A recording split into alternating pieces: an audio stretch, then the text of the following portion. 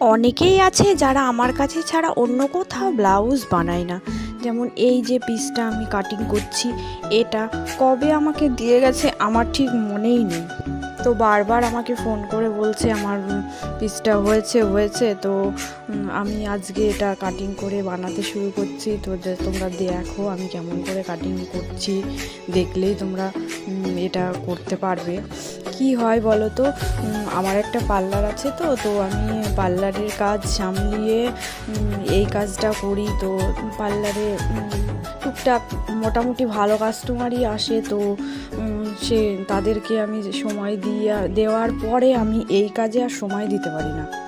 কিন্তু তবুও এই কাজে আমার এত ভালোবাসা জড়িয়ে আছে যে আমি যখনই একটু সময় পাই তখনই আমি এই কাজ করতে থাকি। মানে সেটা দিনেই হোক বা রাতেই হোক, একটু সময় পেলেই আমি একটা ড্রেস রেডি করে ফেলি। এই সেলাই কাজের মধ্যে আমার যে এত ভালোবাসা জড়িয়ে আছে, মানুষ আমাকে বসে থাকতে দেয় না। তো মানুষ নিজেরা এসে যখন জিনিস দিয়ে চলে যাবে, বলবে তোমাকে বানিয়ে দিতেই হবে, তখন কি করব বলো তো, আমি না করতে পারি না।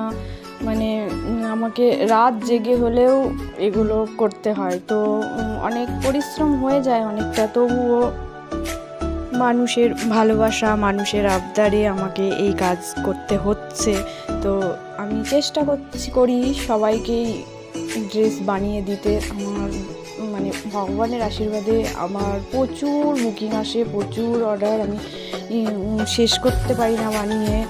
তো শুধু পুজোর 1 মাস আমি এই কাজটা অফ রাখি, তখন পার্লারে সারাটা দিন রাত মানে কাস্টমার আসে, তো তখন আমি একদমই সময় পাই না।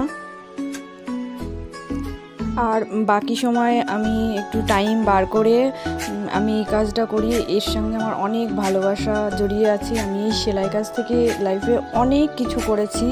তো আমি এটাকে নিজে ভালোবাসা মন থেকে কাজ করি। কিন্তু কি করব বলো তো, সময় পাই না। তবুও একটু সময় বার করে রাত জেগে হলেও মানুষের ভালোবাসায় আমি এই ড্রেস কাটিং বানাই। তো সকলে অনেক অনেক ভালো থেকো, আর সকলেই কিছু না কিছু করো। আমি মনে করি প্রত্যেক মানুষের কিছু না কিছু করা অনেক ভালো। মানে নিজের পায়ে দাঁড়াতে পারলে খুবই ভালো। চেষ্টা করো, সফলতা একদিন আসবে।